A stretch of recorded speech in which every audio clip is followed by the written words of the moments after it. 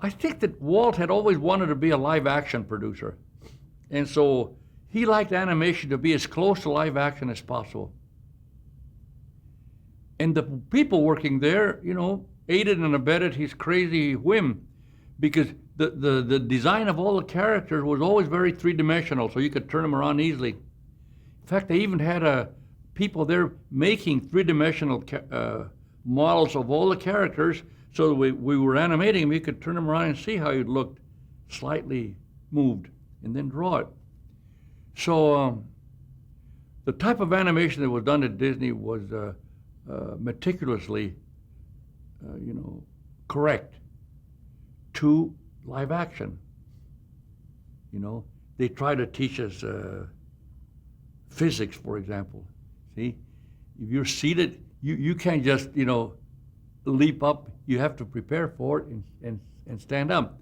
There was always preparatory action that led to the main action. A mad idea, and I rejected.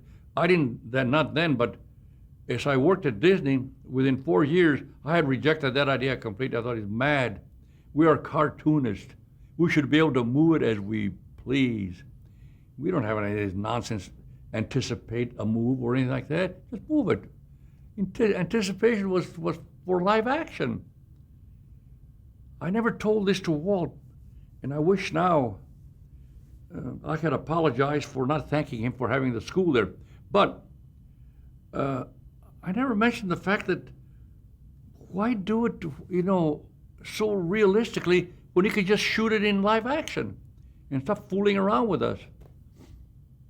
But no, he never understood that, and he went his way making successful motion pictures that were loved by everybody except me. Walt was not an artist. Now, I think he had fairly decent taste, and his ambition and idea about making film was great.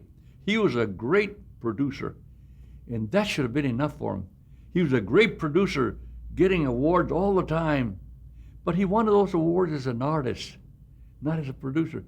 And so he always, resented that he was not an artist. I was told this story when I first went there that fans would ask him, "Hey, draw me Mickey." Well, he couldn't draw Mickey. So I was there. Now, when this happened, so they got Freddie Moore, who was the best Mickey Mouse animator. They got Freddie Moore to teach him how to do a three-quarter shot of Mickey. I can do it for you. I memorized it. It's such a funny one and very simple. So he did that. And he used to draw that when they asked him to draw it and sign it, Walt. And that seemed to satisfy him, but not quite. He always resented the fact that he could not draw them. He was a very good critic, and he criticized animation always on the basis of the live action movements.